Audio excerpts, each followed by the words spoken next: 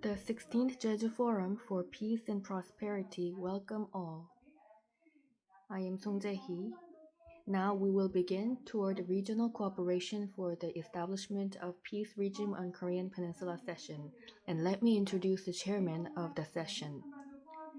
Mr. Wi Sung-rak, former special representative for Korean Peninsula Peace and Security Affairs, had worked over 35 years career in foreign service and had assumed many posts that directly related to North American affairs and North Korean nuclear issue for many years. And I will hand over the microphone to the chairman, Wi. Good morning, everyone. I am the chairperson of this session, Wi Sung-rak. Welcome. And I would also like to say welcome to the people participating through online. Today we will be talking about peace regime on the Korean Peninsula. Currently, the dialogue between South and North had been stopped, and the relationship is in a vague situation. So some of you might be wondering what will happen next. But even though we are in a difficult situation, this cannot stop us building a bright future. So in a difficult situation, we still need to picture the bright future. From dystopia, people made utopia, and that had made a new chapter in history. Peace regime issue should be discussed between South Korea and North Korea, but this cannot be finished just by the two countries' dialogue. We need cooperation of neighboring countries, and that will make peace regime, and that will maintain peace regime. And peace regime itself cannot be done by itself. It should go along with denuclearization. Without denuclearization, nothing can be done. However, denuclearization cannot be completed by just having a dialogue between both countries. We need cooperation of neighboring countries. So, peace regime and denuclearization should have virtuous circle of cooperation between neighboring countries. So, today's theme is about how we can manage to pull out the dialogue and cooperation, and what is the diplomacy between Russia and Japan, and also China and the US. This will not be easy, but we have participants who are expert in this field, and thanks to your presentation and discussion, I hope we can get fruitful result. Now, I will going to introduce the speakers and panelists. First, we have Kim Jin-ah as a speaker, research fellow at Korea Institute for Defense Analysis. She is specializing in U.S.-North Korea relations and nuclear non-proliferation.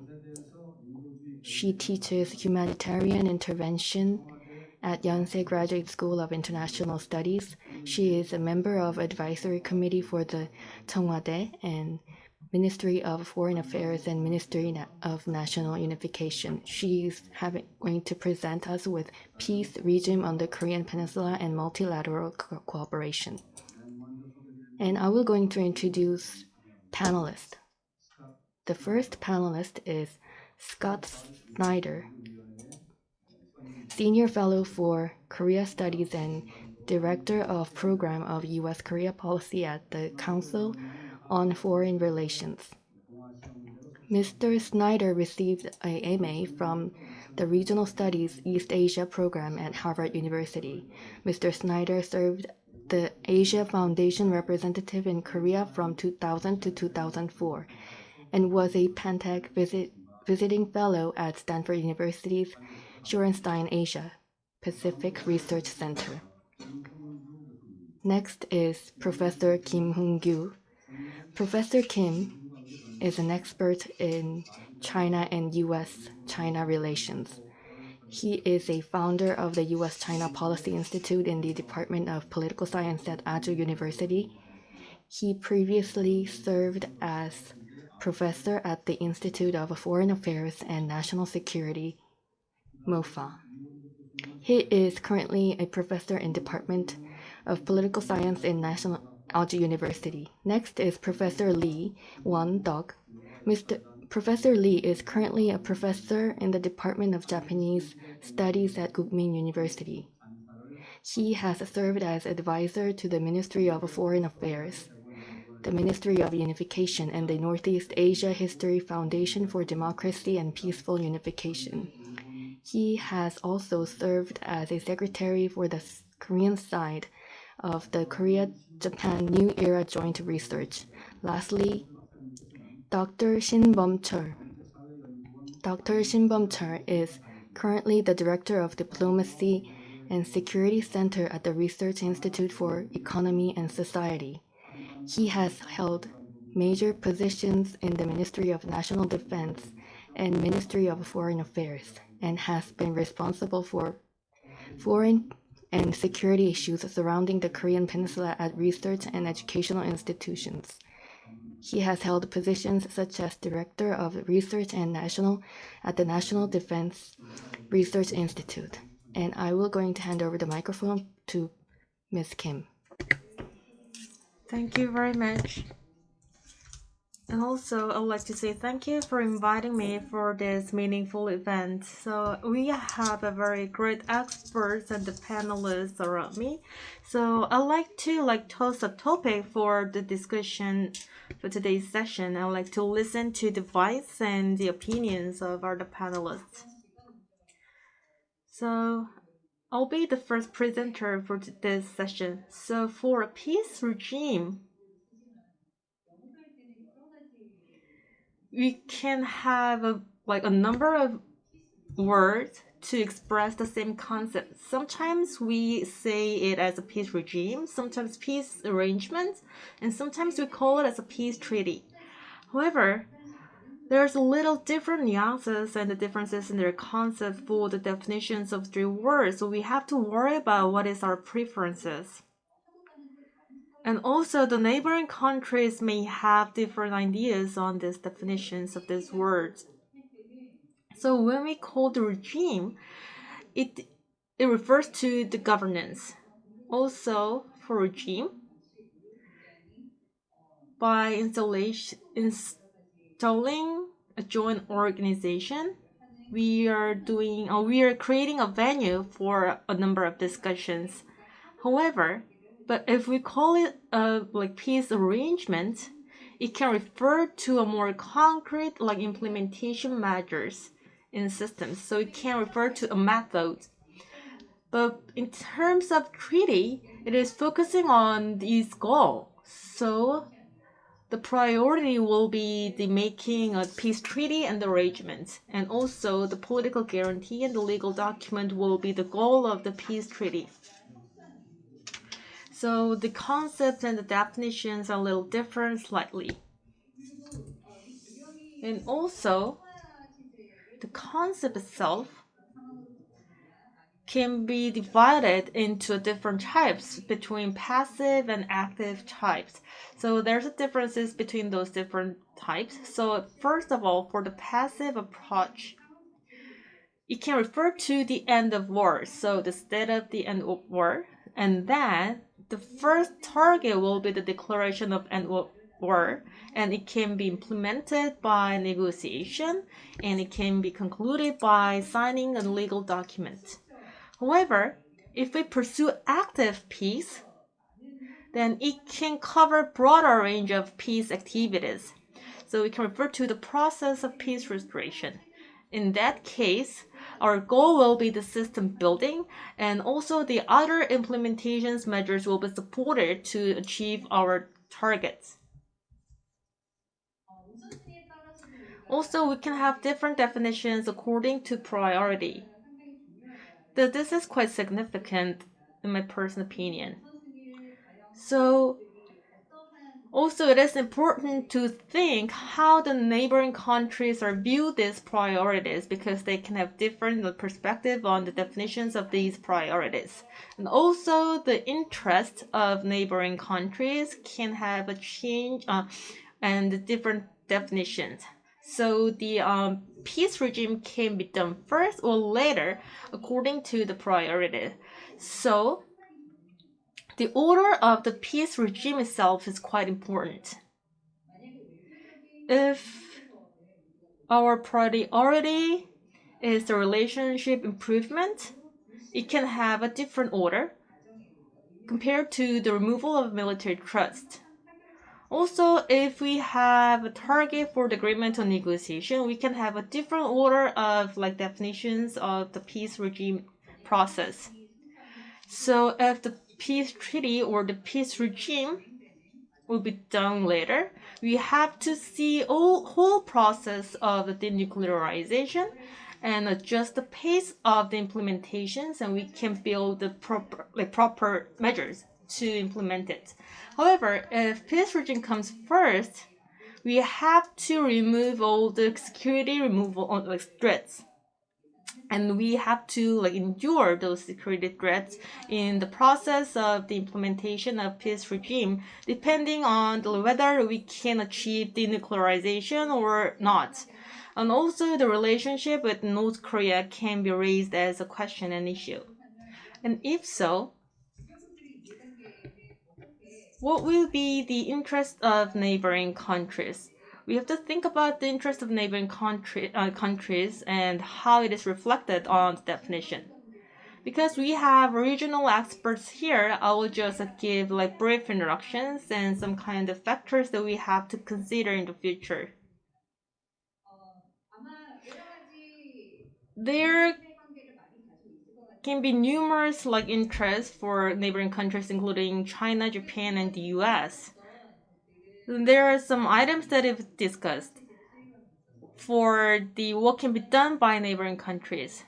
What kind of benefits of involvement that neighboring countries can have for US, for China, and Russia. So a lot of discussions has been made for the benefits of the involvement of neighboring countries. But along with that, we also need to think about the cost of involvement of neighboring countries. This is the matter that we have to consider carefully, because peace regime itself is not a easy task to be done, and it also make a cost of involvement. So we have to scrutinize and compare those costs of involvement with benefits of involvement, and it can be one of the great criteria for neighboring countries for involvement. For Russia, they can make a breakthrough to move the focus to the Asian Pacific region of their security interest. And they can make their stance according to the cost of involvement. And also China, they want to take their stake and the proportion for the peace regime and the peace building. And also they can deter the military involvement of the US for the involvement. And also the monitor or the control the involvement of Korea and Japan. So they can compare the benefits and the costs of involvement for building peace regime. And the other thing that we have to think about is loss of non-involvement, because there will be costs of involvement. Then what will be the difference if they don't involve in this peace regime building? So they have to compare cost of involvement and the loss of involvement at the same time.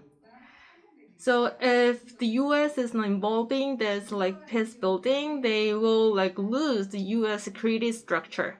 And in terms of China, the loss of vested interest in North Korea will be the loss of the involvement. And also for Russia, diminished diplomatic position will be the loss of non-involvement. And I believe those neighboring countries would consider those items for their strategy. And then what will be the promotional strategies for those countries? Most of the countries will link their strategy for the denuclearization. And the US will pursue the stable engagement strategy. However, China is more interested after peace regime. So they will pursue active link strategy and to expand their portion and the stake.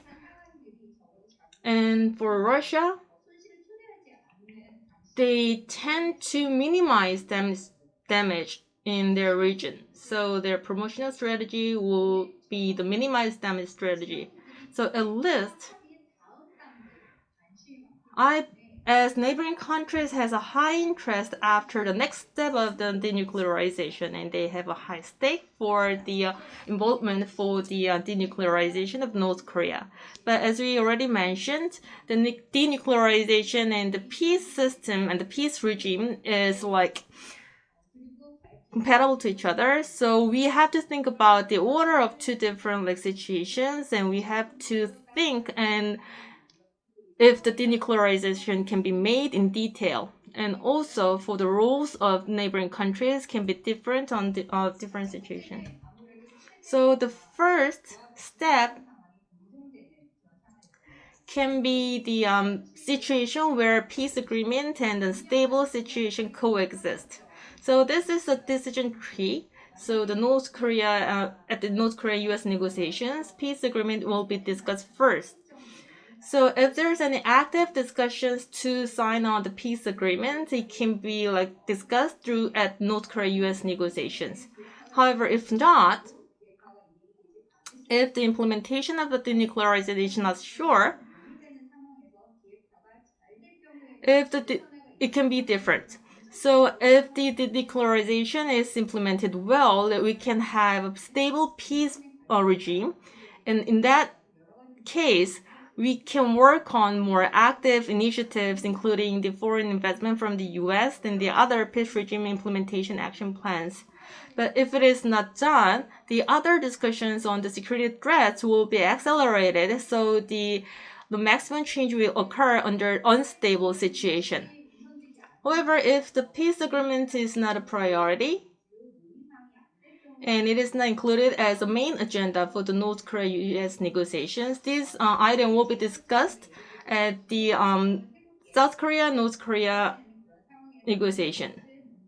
And in that negotiation, we have to reestablish of inter-Korean relations, and the following efforts will be made. However, if there's no reestablishment into Korean relations and we consider the possibility of the denuclearization, we can see two different results. So if the denuclearization goes well without peace agreement, we can focus on denuclearization and pursue minimal change and monitor and manage the stable situation.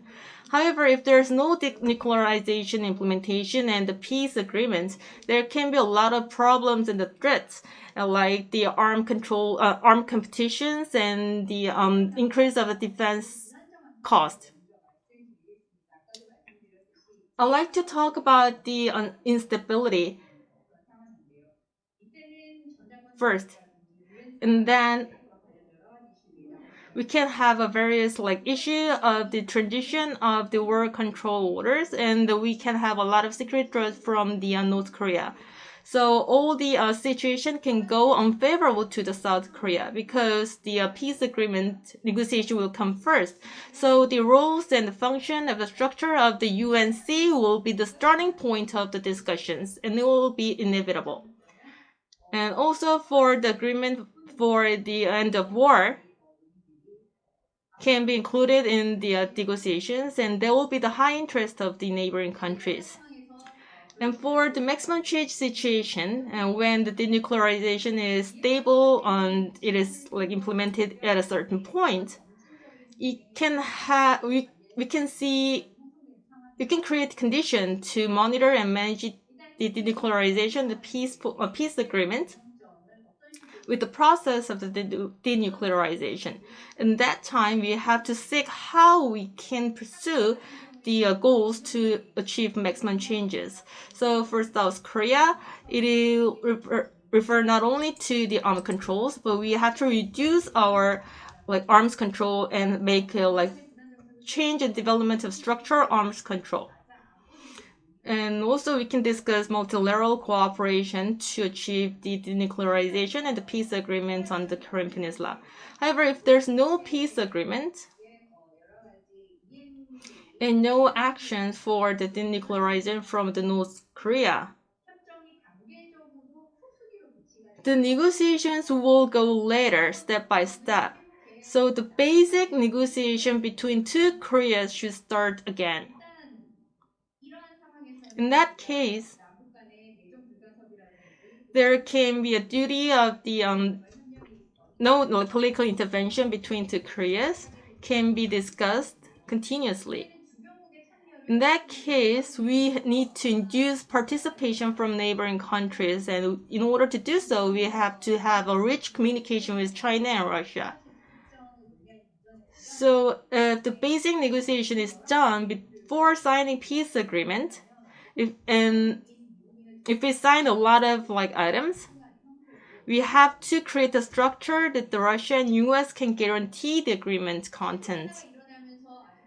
So when for the minimum change and unstable situation, we can say it is very unstable situation with a lot of changes. So while the instability increases, we need to start hedging for the continuous arms control and the competitions. And there will be a lot of countries who can have complaints for the unstable situation on the Korean Peninsula. In that case, the Korean government has to consider how we can control the situation stably and induce cooperation from neighboring countries. And because of time limit, I'd like to conclude my presentation with this slide. So ultimately, the peace agreements and the denuclearization are linked to each other. And the purpose of the negotiations for the peace agreement and the order of the peace regime is can be observed or shown in various shapes. So we have to consider various scenarios and have communications and negotiations with neighboring countries in order to achieve our goal and think about the options that we can have. And I like to listen to great advice and opinions from our panelists. It was a great presentation. Thank you very much. So we could hear the idea about the concept of the peace regime and the interest of neighboring countries and the cases that we can think of. So from now on, we'd like to have a discussion time with our panelists. So we're going to have discussions for 40 minutes. So the discussion of the order will be made by the panelists that I introduced. And after the discussion, we're going to have a Q&A session. So let's start with Professor Kim.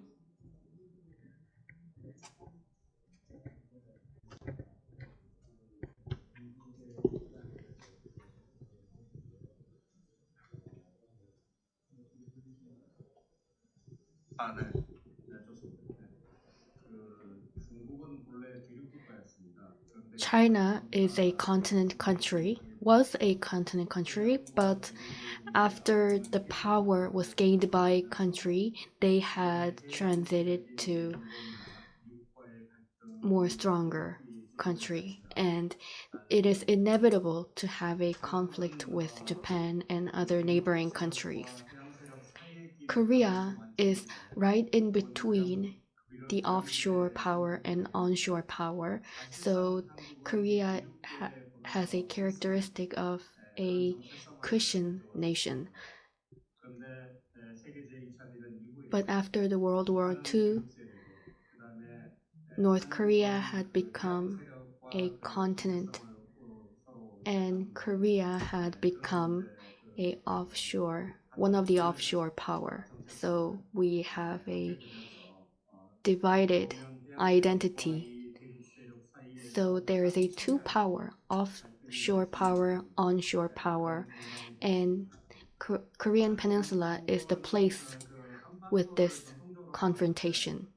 So traditionally, if we look at China, there were some difficulties in history, but this is not exactly the core interest area.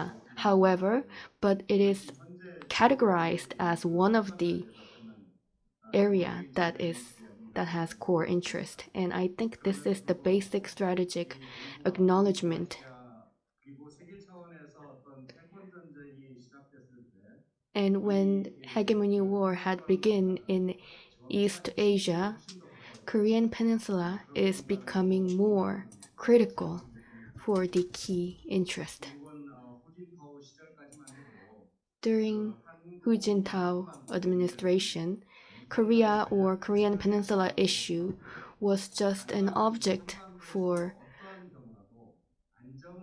the US and the China, and the top priority was to settle and make it to a stable condition.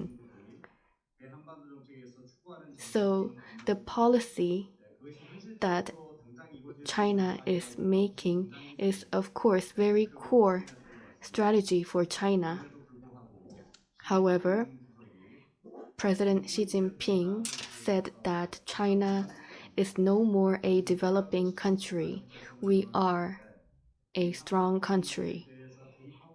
And this shows the motivation that China wants to intervene the Korean Peninsula issue, and especially the will to expand their power to Korean Peninsula is stronger.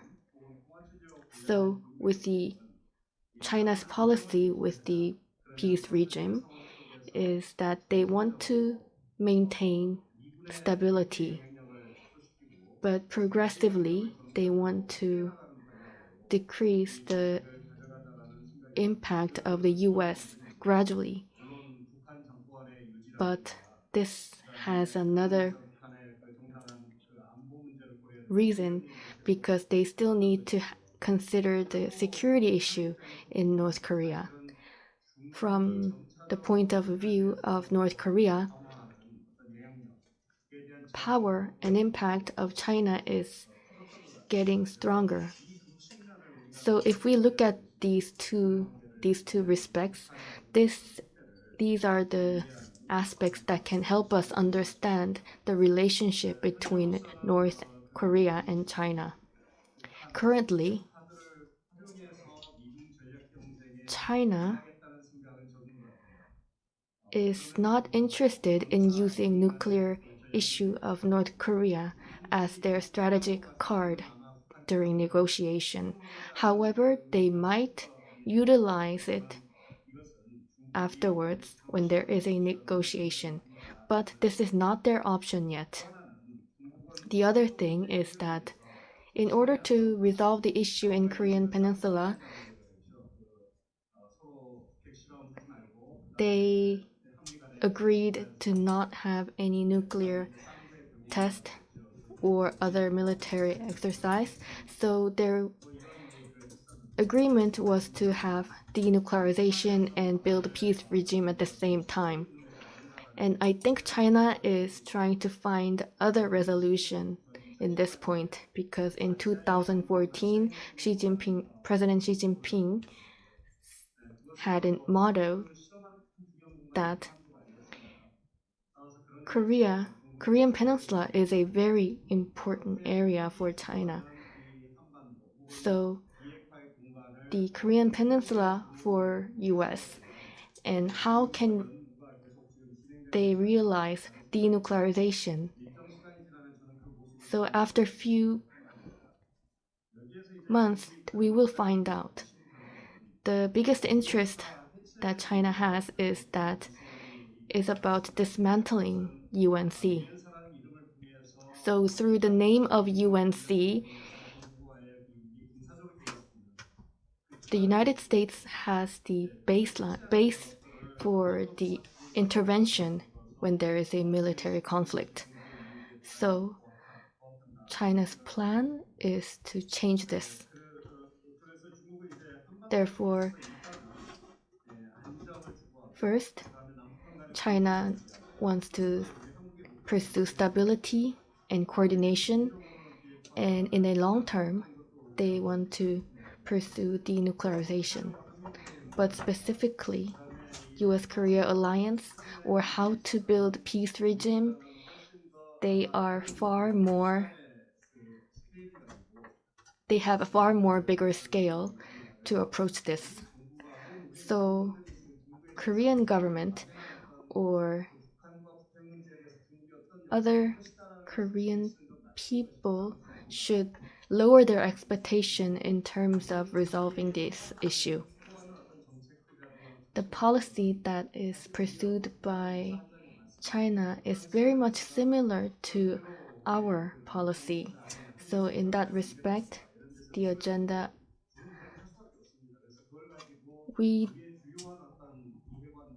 our highest interest can be on the negotiation table. However,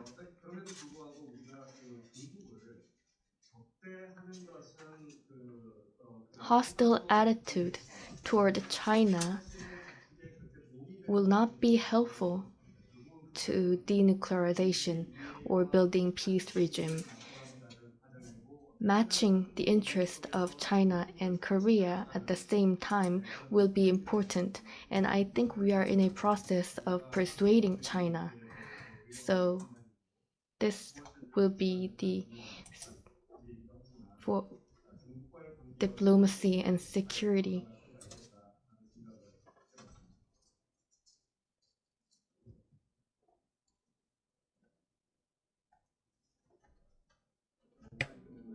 아닙니다. 네. Thank you very much. Thank you for making your comment in time.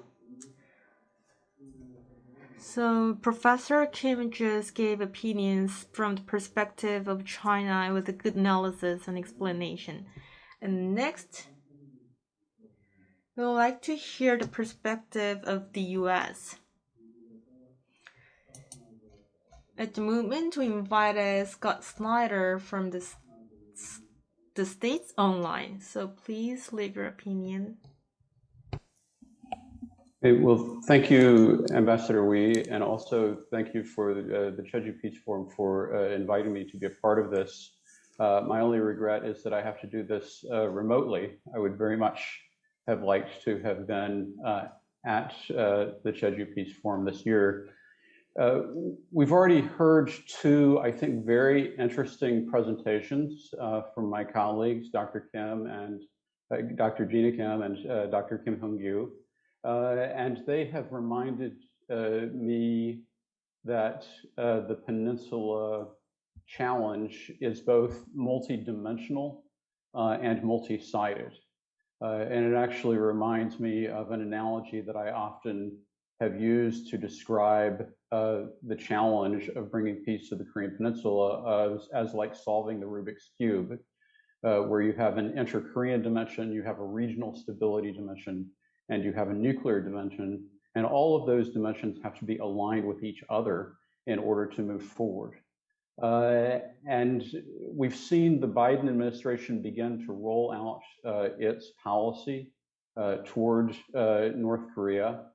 And what I think is striking in the context of these presentations is that so far, the Biden administration has talked about the tools that it wants to use, diplomacy and strict deterrence, and it has talked about the objective of denuclearization. But the Biden administration really hasn't said that much about the peace element. I think that we do see that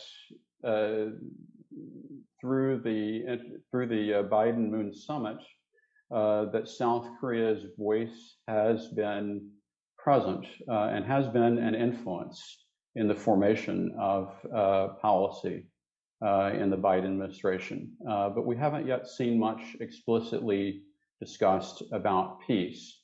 I think that it's safe to say that the Biden administration believes that denuclearization and peace should be linked, in part because they have accepted the Singapore Declaration as a basis for their policy.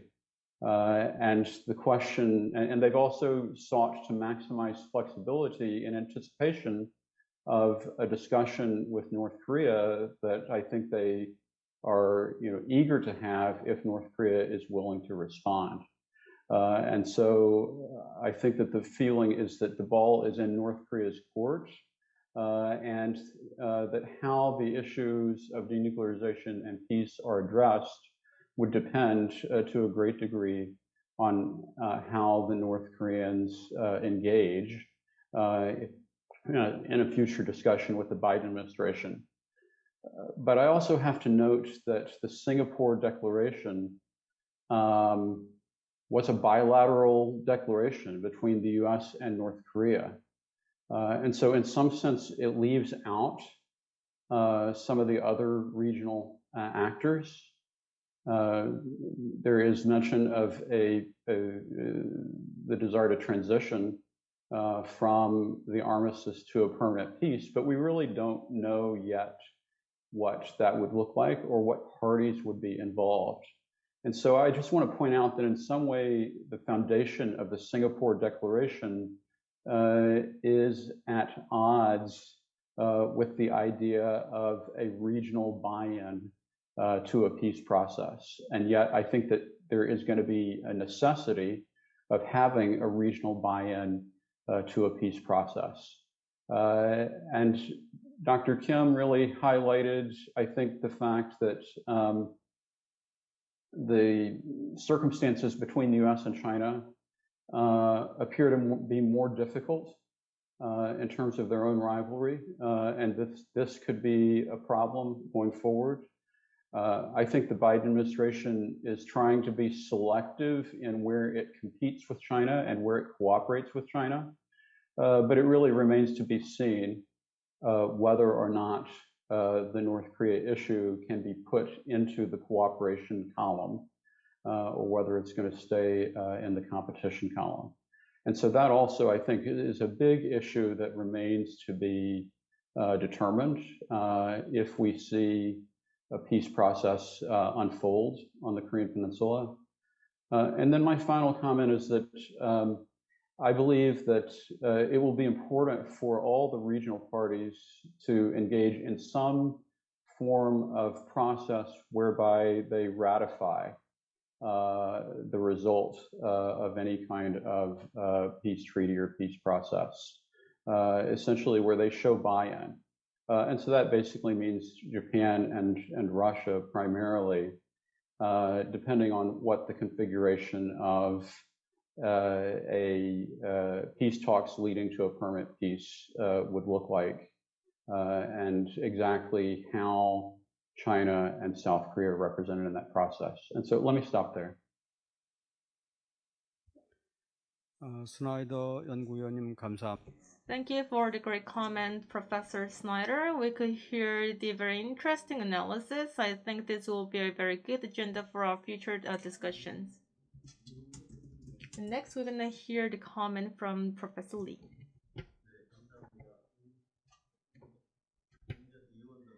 I am Lee Won-duk from Kookmin University. Korean Peninsula peace regime and peace process.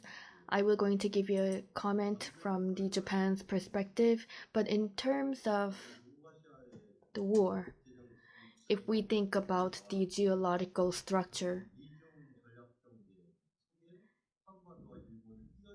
Korea and Japan is inside, right in between China and the US. So it is so asymmetric. The power of the neighboring countries are so asymmetric. So the power of Japan is decreasing. This is my diagnosis. And like Professor Kim said, that maybe for China, Korean Peninsula issue cannot be the core interest. But my opinion is different. Korean Peninsula and their security is very important to Japan. So strategy experts in Japan say that Korean Peninsula is very important to Japan, and this will not change in 21st century. So from the perspective of Japan, if Korean Peninsula is ruled by the power that is hostile to Japan, that will be critical to Japan. That was the perspective of Japan. So how Japan perceived peace issue in Korean Peninsula, basically Japan was neglected in this process. So Japan is not trusting, and Japan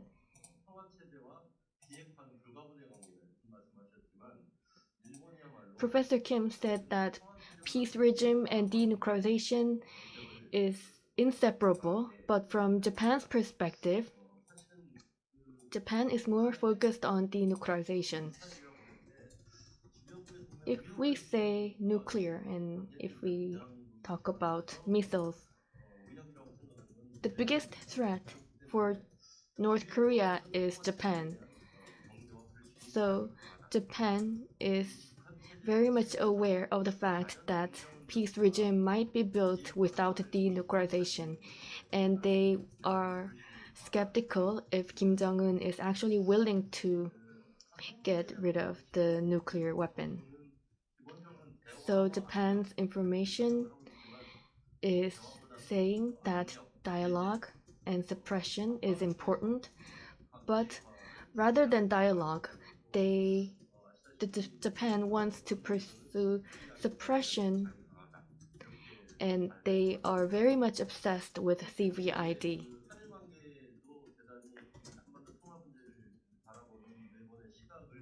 Perspective of Japan is also determined by relationship between South Korea and Japan. Japanese media and lots of people in Japan, they think Moon Jae-in administration is very much North Korea friendly.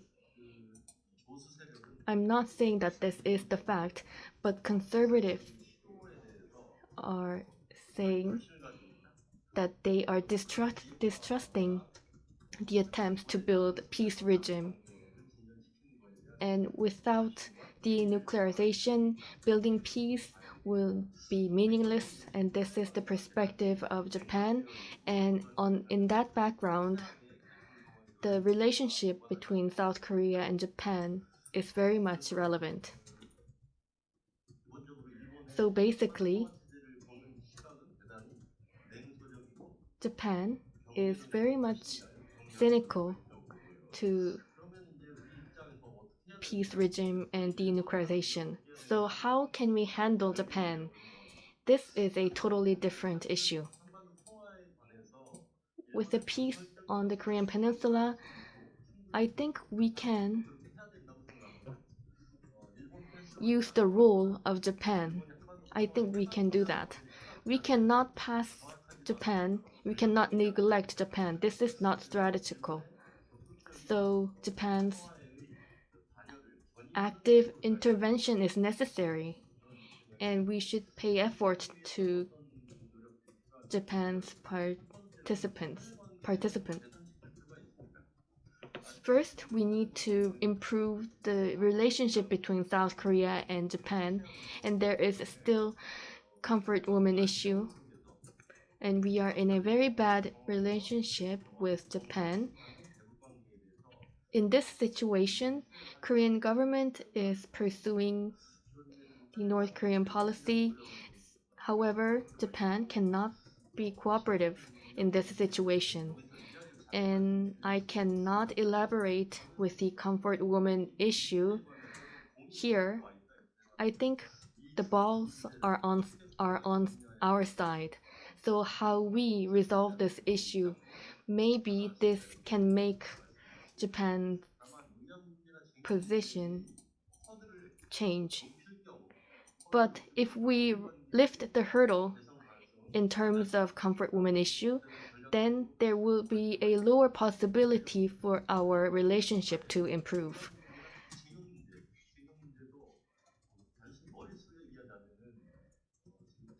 with this issue, the number of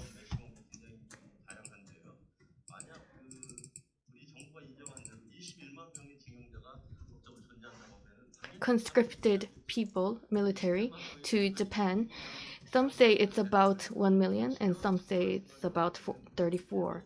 So if the compensation is necessary, Japan would have to pay about 21 trillion won. So the hurdle between North Korea and Japan will rise if we do not make this clear.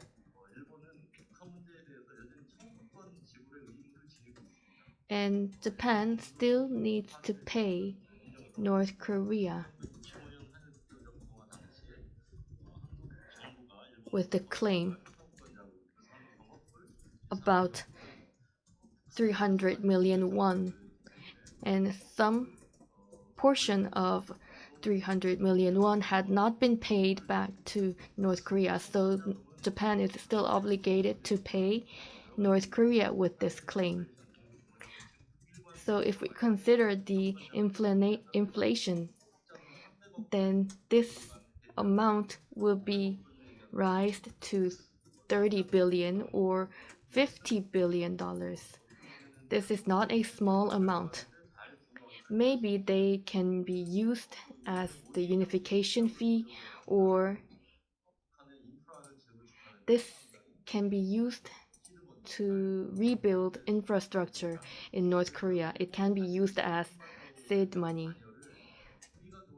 So Japan's intervention to Korean Peninsula, maybe we can use their intervention, use their involvement so that they can become the helper. So from the perspective of Japan and South Korea, we have a very similar position. I think the only countries that are perceiving North Korea as a threat is Korea and Japan, because US is directly involved in this issue, but they are far from us. And also China is not that much interested.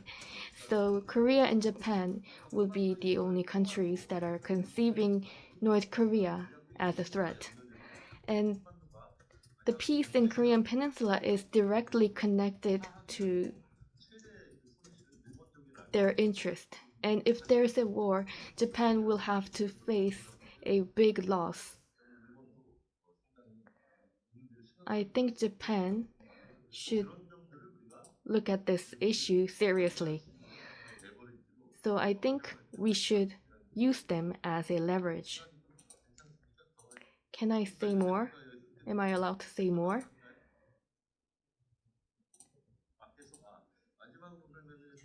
Okay, I will add more. Lastly, Korea-Japan relationship, and in the structure of the international relationship, how do we see the peace in Korean Peninsula?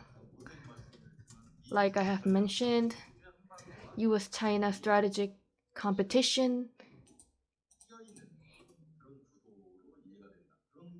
In this competition, Korea and Japan is right in between. If we consider the strength and realistic condition, we are right in between.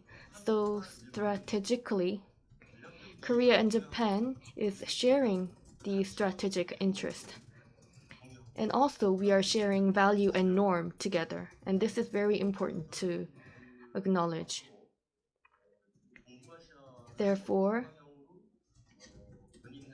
how we pull the Northeast Asia and how we direct this issue in the future. And if we think about this big subject, building relationship with Japan and how it goes is very important. The relationship between two is very much indulged in the historical issue. But we are still sharing value and norm.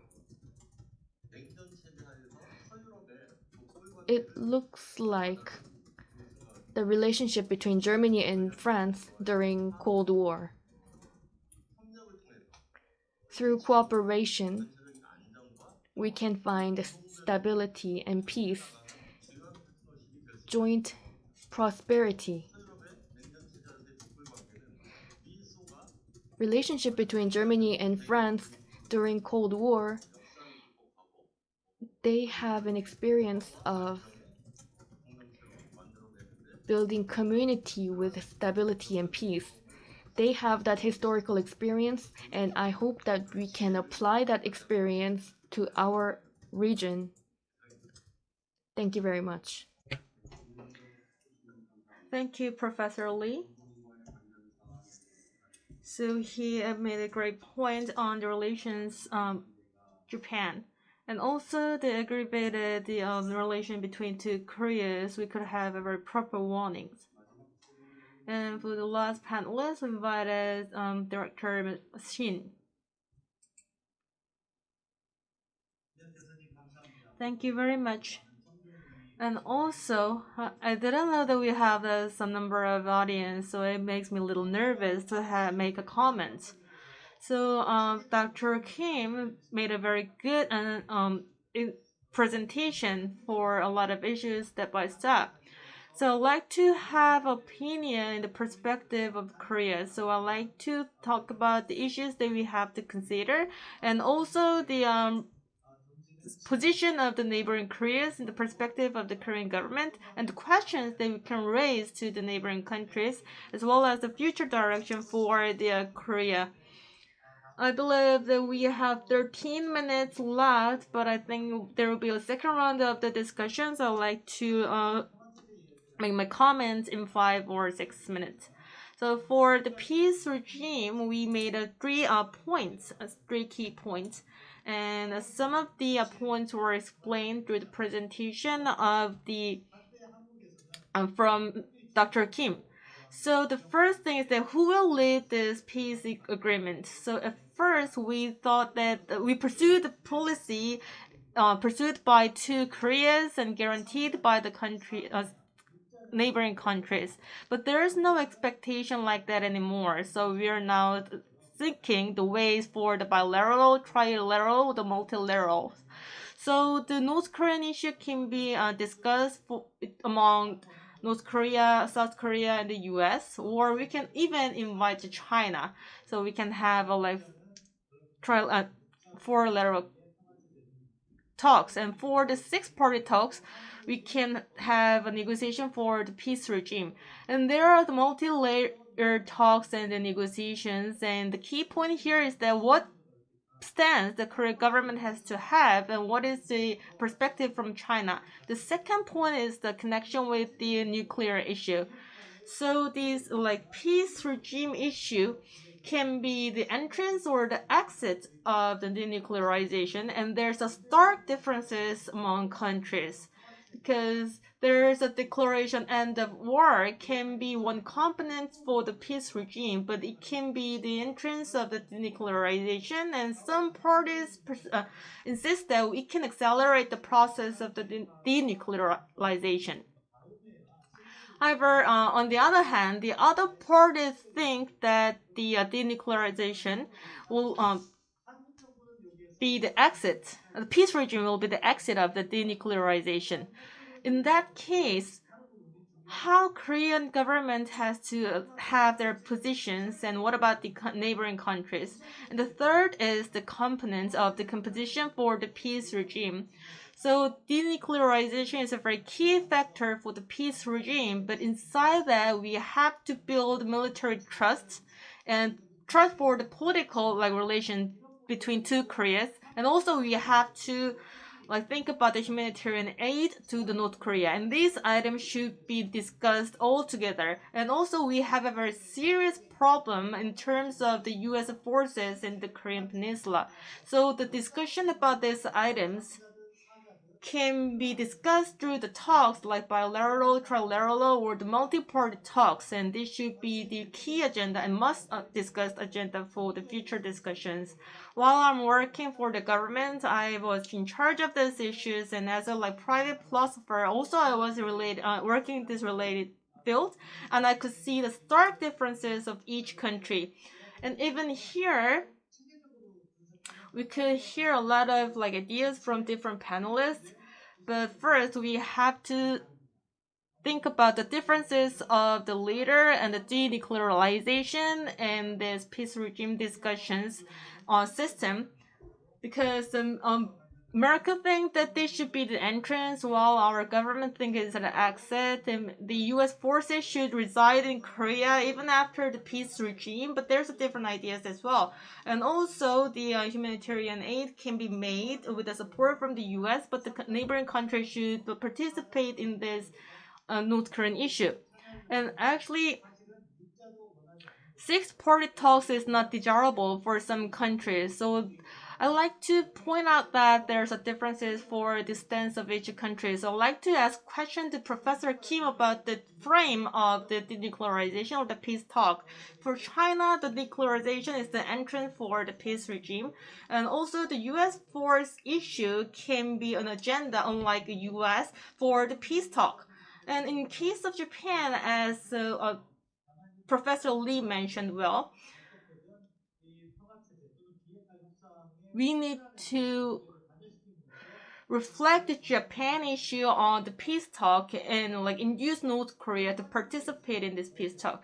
But actually, we didn't talk about Russia for today's session. And actually, chairperson like for today's session is the best expert to Russian issue. I'd like to add my opinion on that too. I believe that Russia prefers to have six-party talks so they can lead the multi-party talk because they have to get their role and to secure their position. The same as Japan. So Japan also prefer like six-party talk, not four-party talks. Under those different like ideas and perspective of each country, what should be the Korean government's role? So in the past, we led the negotiations with the North Korea, and the neighboring countries like guarantee and supported that. However, like at the currently, we have very complicated interest for like countries, and there's a huge change in the world like environment. So under the background, I believe the four-party talk will be proper for the peace talk of the North Korean issue, but Korean government has to have the flexibility because, as Professor Lee mentioned, we cannot leave Japan out for our peace talk because if so, we cannot get the economic support from Japan, and we cannot induce America to engage in this North talk. We cannot proceed with the denuclearization talk or the peace regime negotiation in the Korean Peninsula, so we have to have that flexibility for this issue. And in terms of the denuclearization issue, based on the current situation of the North Korea, we had a high risk if we took this as a like entrance for the peace regime, but also it doesn't mean that we have to put that as an exit of the peace regime. We cannot leave like North Korea do whatever they want. So we should have like compromise between the entrance and the exit. So for the practical denuclearization of the North Korea should be like accomplished in the process of making the declaration of the end of war as like the Moon like administration like desires. In that case, we can just withdraw the denuclearization, and if it is not related with the U.S. force, then we can move forward after making the like big early agreements, and the other like items or the components for the peace regime can be like made step by step and make a legal like agreement for the peace regime with the North Korea. And I think that would be the most reasonable method that we can pursue. And also, if we pursue four-party talks, Japan and Russia can have a separate roles, and in order to do so, we have to have like separate forums. For Russia, we can engage Russia for the multi-party talks, so they can not have a negative role for the peace talks. And also for Japan, for the like wartime objectives, we can have a separate forum to discuss that like the peace talks. However, this issue is much more complicated than we can assume because we have to claim for the liability or the accountability. So where should the accountability goes between like Japan and the related countries? So we have to have a very cautious stance for this. So ultimately, we have to have a clear goal to pursue this North Korean issue. which is similar idea with Dr. Kim. We have to build a military trust between two Koreas, so we have to coexist without any risk of war and accomplish the denuclearization while respecting the human rights of the North Korea. The free exchange and trade and communication between the Koreas. In that way, we can build a peace regime on the Korean Peninsula. And thank you for listening. 전센터장님. It was very meaningful opinion. Thank you very much for pointing out some of the issues that we need to look in for the Korean Peninsula issue. We have about 20 minutes left, and it is time for a Q&A session. And is there any question from the venue? If you have a question, please raise your hand. And for online participants, if you have a question, please write your question through the chat box. I will give you the microphone to.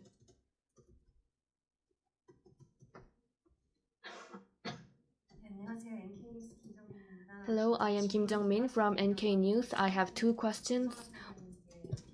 One is for Mr. Wee, and when Dr. Shin mentioned about four-party dialogue and six-party dialogue, you said that it is more preferable that we pursue four-party dialogue. And I have a question to Mr. Wee. Which one do you think is more appropriate? And my second question is definition of denuclearization made by North Korea in 2018, 2019, I'm not sure. Through Joseon Central Broadcasting System, they had mentioned extended deterrence. Denuclearization is not just for Korean Peninsula, but also it is denuclearization of all nuclear weapons. And the definition made by North Korea and their acknowledgement of denuclearization is different, because Korea and US think that denuclearization is for Korean Peninsula only. Thank you very much.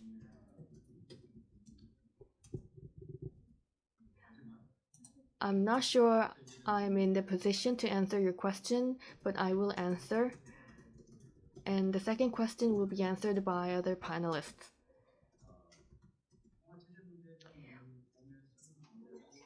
Peace regime discussion format. I think it is more relevant if we lead a four-party talks. In the perspective of the parties that are relevant to armistice agreement, because four parties had signed the agreement. Legally, it is not that much correct, but overall, four parties had participated. And if we deduct one more country, the three parties will be North and South Korea and the US. And if we include China, it will be four parties. Six parties, there will be two more. Second, the efficiency issue is important, because if we have too much participants in the dialogue, the efficiency will decrease. So the direction of our government, I think that is the same. Second question will be answered by Professor Kim. Since Dr. Shin had raised a question, China is very much sensitive with three-party talks because it means they are excluded from the dialogue, and it looks like the US is the only country that are intervening in this process. But this may not be excluding China. This may be some of the interpretation say that it is China, North Korea, and the US, but they are very much realistic. So in terms of building peace regime, building trust in between two countries are very important, and four countries, four nations should come to the table for a dialogue, and this is their principle. So Korea should participate as a relevant party, and of course China should participate. And for a six-party talk, China wants to exclude Japan, and they also don't want to include Russia. So China prefer four-party talks. And about the denuclearization, I don't think China think it is realistic. The problem is they don't think the US will going to resolve the nuclear issue. So ultimately, China will plan to resolve the nuclear issue. So maybe they are in a stage of finding out the right solution.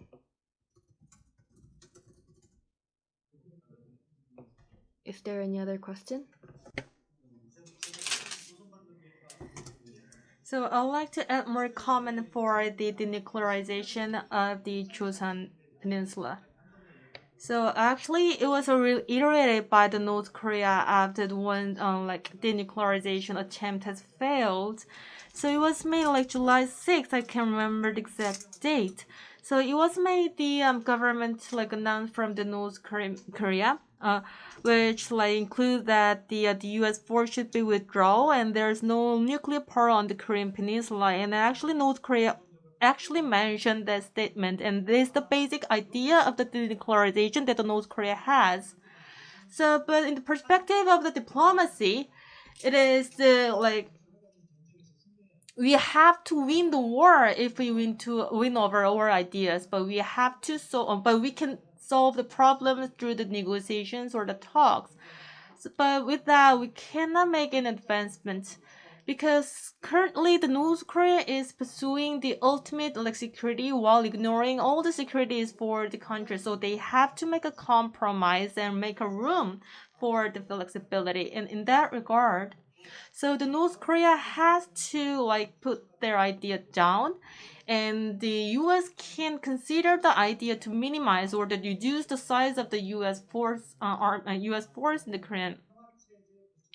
However, if they stick to the previous idea of the denuclearization, it will be difficult to to achieve peace building on the Korean Peninsula.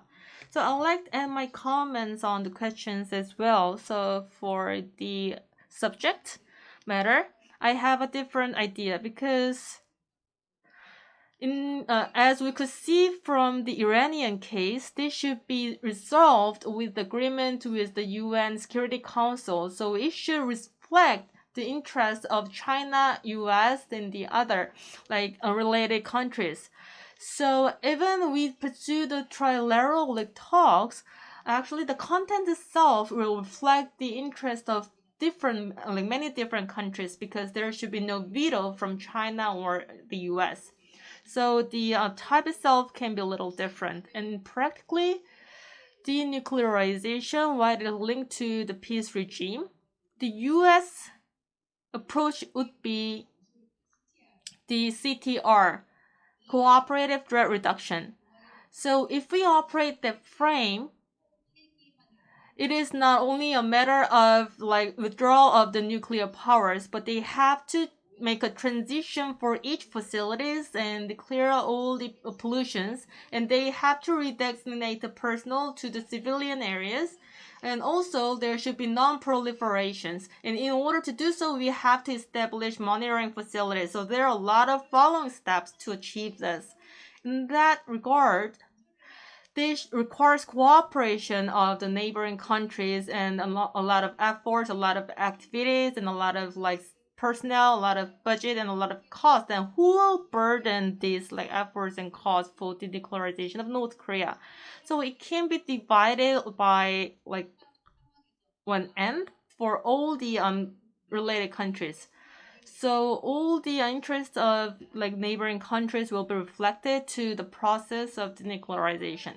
Also, the denuclearization of the North Korea, America has a very like clear stance.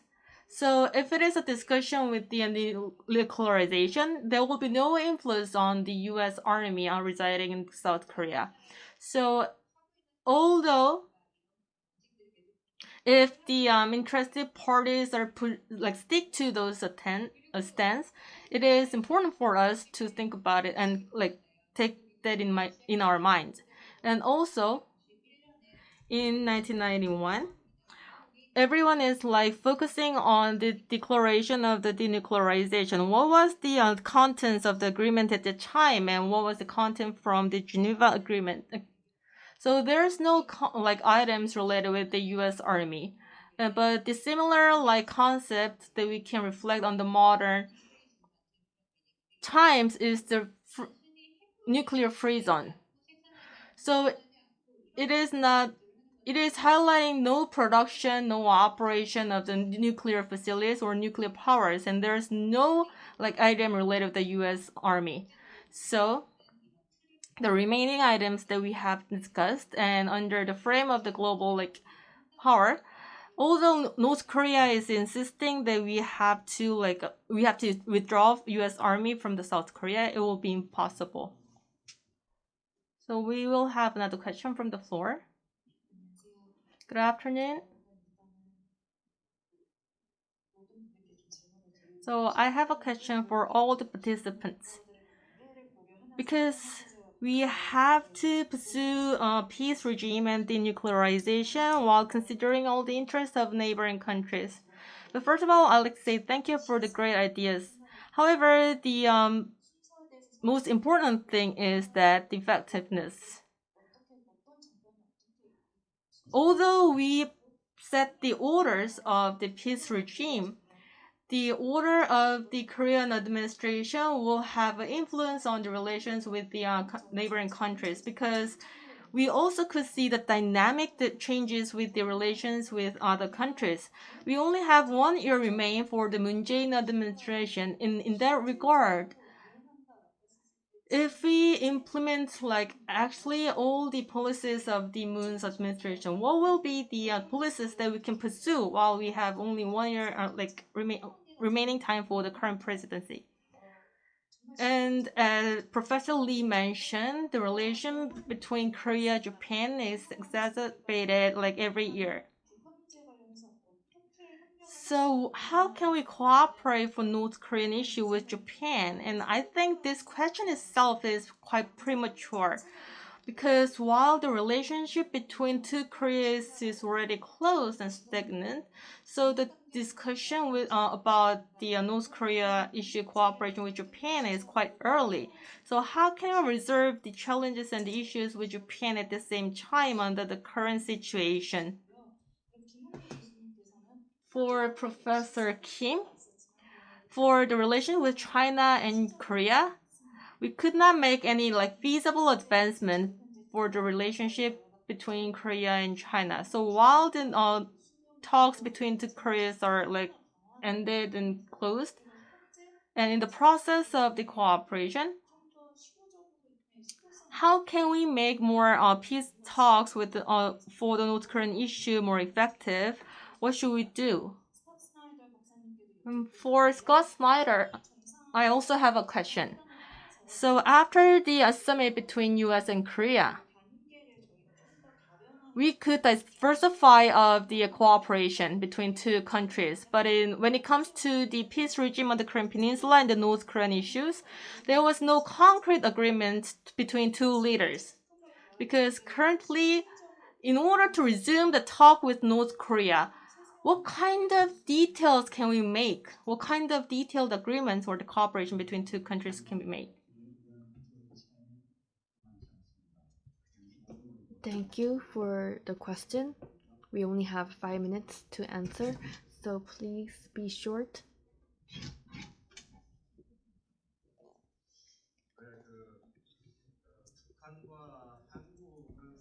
North Korea and South Korea, it is very difficult to trust each other politically. They have experience of war, but the key thing is that we should have a confidence, security confidence, so in order to proceed. Excessive expectation, like now, expectation towards North Korea, China, and the US, some of the expectations should go down in order to proceed. So, in that sense, response to the missile issue, I think we need to secure our military security so that to be sure with the security so that we can talk coordination so that we can proceed. If we don't do that, we will still have distrust and we will still have vulnerability to each other. So we always expect them to do something, but we need to lower our expectation so that China can have a room for another action. So basic health is very important in this point. Thank you. Professor Lee, please. So in Japan's perspective, the foundation of support is very important. Korea-US coordination system is very much important. However, Korea-Japan relationship is not on that point. So Korea and Japan should build trust back and they need to have constructive cooperation. So we need to resolve the relationship between Korea and Japan. There are numerous issues in between, but I think what is very important here is that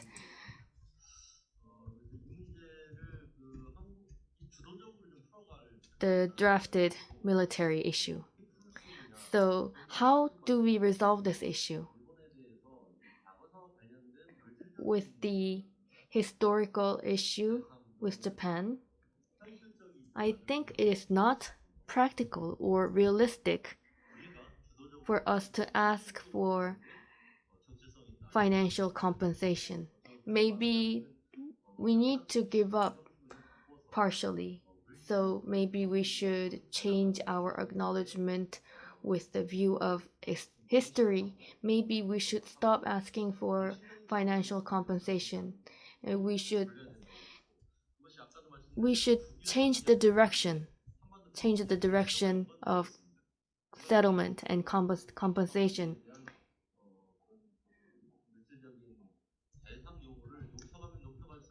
More and more, if we ask for more settlement, then Japan will not cooperate.